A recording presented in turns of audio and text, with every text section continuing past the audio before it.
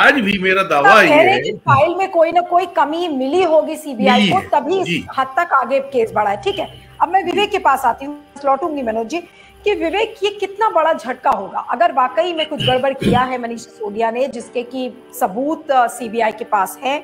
तो अब अगर मनीष सिसोदिया जेल के अंदर हैं या हिरासत में रहेंगे, वो कितना बड़ा झटका होगा आम आदमी पार्टी के लिए। और बार बार जिस तरीके से एक विक्टिम कार्ड खेलने की कोशिश कर रही है आम आदमी पार्टी, ये कहते हुए कि देखिए जो विरोधी दल है उनको जीने नहीं देती बीजेपी और डिस्क्रेडिट करने में लग गई है, केजरीवाल से डरती है बीजेपी, इस तरीके की बातें प्रेस कॉन्फ्रेंसेस में आम आदमी पार्टी की कही जा रही हैं। ये कितना बड़ा सेटबैक होगा। और जो आगे अभी 9 राज्यों में चुनाव है जहां पर आम आदमी पार्टी कई राज्यों में लड़ने की भी कोशिश कर रही थी, तो उस पर क्या असर आप देखते हैं? जी हाँ नीलू जी, मुझे लगता है ये बीजेपी के लिए दुधारी तलवार है, इसलिए कि बीजेपी ये सोच रही है कि जिस पार्टी जो पार्टी एंटी करप्शन के प्लैंक पर बनी है और एंटी करप्शन के प्लैंक पर आगे बढ़ी है और उसी प्लैंक पर उसको लोगों ने एक्सेप्ट किया है, वही उसका जो प्लैंक है उसको वीक किया जाए। तो ये स्ट्रेटेजी के साथ बीजेपी आम आदमी पार्टी के खिलाफ ये सब कर रही है। अब रहा सवाल अपने सिसोदिया जी और इन जनरल आम आदमी पार्टी का इसमें कितना इन्वॉल्वमेंट है, वो आम आदमी पार्टी की पॉलिसी कितनी गलत थी, क्या इस पे करप्शन हुआ है, क्या इस पे धांधली हुई है, ये सारे सवाल जो है वो तहकीकात में सामने आएंगे। लेकिन ये तो स्पष्ट है कि इसमें कहीं ना कहीं कुछ झोल जरूर है। हम ये नहीं कह सकते कि बिल्कुल विक्टिमाइज किया जा रहा है आम आदमी पार्टी को, लेकिन इसमें टाइमलाइन का देखिए, पिछले नवंबर में चार्जशीट आई और उसमें अगर आप ये कह रहे हैं कि एक्साइज के स्कैम में नंबर 1 का एक्यूज सिसोदिया है, तो आप 6-7 महीने उनको अरेस्ट करने के लिए क्यों लगाते हैं? मतलब आज नवंबर में चार्जशीट आने के बाद 4-5 महीने हो गए, उनका नाम नहीं है चार्जशीट में भी, उनका नाम नहीं था जी चार्जशीट में उनका नाम नहीं है, ये ठीक है, आप एडिशनल चार्जशीट में उसका नाम ले सकते हैं, हाँ वो प्रोविजन है, वो सब ठीक है। हाँ, लेकिन बीजेपी ने ये एक बहुत बड़ा गैम्बल खेला है। मुझे लगता है आम आदमी पार्टी के लिए ये एक अपॉर्चुनिटी जैसी भी हो सकती है, क्योंकि वो विक्टिम कार्ड खेलेगा। आप देखिए कम से कम दिल्ली में इसका बहुत असर होगा, ऐसा मुझे लगता है। मनोज जी दिल्ली ज्यादा समझते हैं, तो विवेक आपको क्या लगता है? विवेक आपको लगता है कि दिल्ली में ये आम आदमी पार्टी के लिए चीजें बैकफायर करेंगी या बीजेपी के लिए? क्योंकि जिस तरीके की लोकप्रियता स्कूली बच्चों में और उन बच्चों के माँ बाप में लोकप्रियता जो मनीष सिसोदिया की है, क्या वो वाकई में बीजेपी के लिए बैकफायर कर सकती है? जी, बहुत ही बड़ा गैम्बल बीजेपी ने खेला है, ऐसा मुझे लगता है, क्योंकि दिल्ली की जनता ने पिछले 2 इलेक्शंस में साफ तौर पर लोकसभा में अलग और विधानसभा में अलग इस तरह का वोटिंग किया है। लोकसभा में वो बीजेपी को फेवर करते हैं और विधानसभा में वो आम आदमी पार्टी को फेवर करते हैं। जो रोजमर्रा की जिंदगी में आम आदमी पार्टी के पॉलिसीज से लोगों को वहां पर रिलीफ मिला है, जिस तरह से बीजेपी का लाभार्थी पॉलिटिक्स नेशनल लेवल पर उसको मदद करता है, उसी तरह से आम आदमी पार्टी का लाभार्थी पॉलिटिक्स दिल्ली में उनके लिए काम करता है। अगर ये बोल रहे हैं बीजेपी वाले, तो कह रहे हैं कि अगला अरेस्ट केजरीवाल का होगा।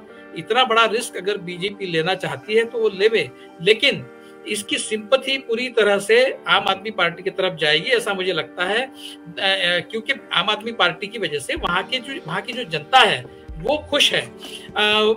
अब ये ना हो कि 2024 के लोकसभा इलेक्शन में जो बीजेपी हमेशा ही पूरी की पूरी 7 सीटें जीतते आई है पिछले 2 इलेक्शन में, कहीं ऐसा ना हो कि उनको सेटबैक मिले और जनता ये सोचे कि भाई ये आम आदमी पार्टी को विक्टिमाइज कर रही है और सिंपैथी आम आदमी पार्टी के साथ जाकर बीजेपी की सीटें 7 से 4 पर आ जाए, ये भी हो सकता है। तो बीजेपी का गैम्बल क्या है बीजेपी ही जाने।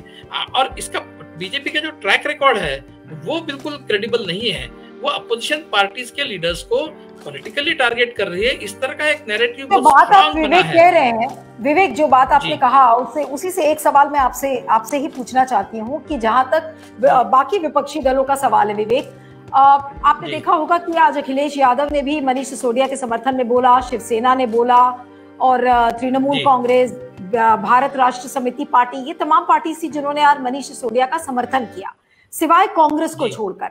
तो क्या आपको लगता है कि मनीष सिसोदिया की जो गिरफ्तारी है उससे एक विपक्षी एकता का सेम्बलेंस एक देखने को हमें मिल सकता है, नॉट फॉर इलेक्शंस फॉर 2024 और the elections for the 9 states which are gonna happen now, but एक सेम्बलेंस या एक छोटा संकेत हमें मिल सकता है कि आम आदमी पार्टी के लिए एक अवसर होगा कि सारी पार्टीज को, विपक्षी दलों को एकजुट करे और कांग्रेस और बीजेपी को अलग थलग कर दे। क्या ये हो सकता है? बिल्कुल बिल्कुल हो सकता है। ये कॉमन कॉज हो सकता है सारे पार्टियों के लिए।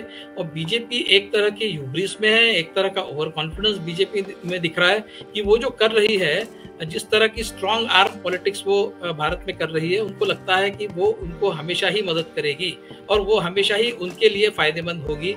लेकिन शायद ये गलत भी साबित हो सकता है। वो गैम्बल है मुझे लगता है पूरी तरह से। आम आदमी पार्टी को करप्शन के प्लान पे डिस्क्रेडिट करना, ये स्ट्रेटेजी जो है बैकफायर कर सकती है, ऐसा मुझे लगता है। देखिए महाराष्ट्र में भी जिस तरह के अरेस्ट हुए, अनिल देशमुख मिनिस्टर को अरेस्ट किया, आखिर में क्या निकला? कोर्ट ने तो कह दिया उनके खिलाफ कोई भी एविडेंस नहीं है स्ट्रॉन्ग। उसी तरह से और भी पॉलिटिशियंस जेल में हैं। लेकिन जितनी बाकी भी केसेस है, आप राइट्स की केस देख लीजिए, दिल्ली के राइट्स के केसेस में 600 के करीब केसेस शायद दायर किए, उसमें से सिर्फ 3 साल में 46 केसेस में रिजल्ट आया, उसमें से 37 में एक्विटल हुआ है। जो भी अब चिदम्बरम के केस का क्या हुआ? अगर वो उसमें शामिल है तो आप उनको कन्विक्ट क्यों नहीं हो रहा है? वो इतने सारे जो रॉबर्ट वड्रा के बारे में ये कहते आ रहे हैं कि जैसे ही हम सत्ता में आएंगे जेल में होंगे। कहाँ है रॉबर्ट वड्रा? तो बाहर ही है। तो ये जो एक तरह से क्रेडिबिलिटी का सवाल बीजेपी की एक्टिविटी का है पूरा, वो बीजेपी को कहीं ना कहीं मुश्किल में डाल सकता है। लोग पूछेंगे आपने इतनी बातें की लेकिन आपने कोई भी केस लॉजिकल एंड तक नहीं ले गए। तो ये जो है ये बीजेपी के लिए मुश्किल देह साबित हो सकता है। अब लोग इसको दिल्ली के लोग पर्टिकुलरली इसको किस तरह से देखते हैं? मुझे लगता है कि दिल्ली के लोग इसको बहुत ही आम आदमी पार्टी के लिए ये सिंपैथी में कन्वर्ट हो सकता है, ऐसा मुझे लगता है।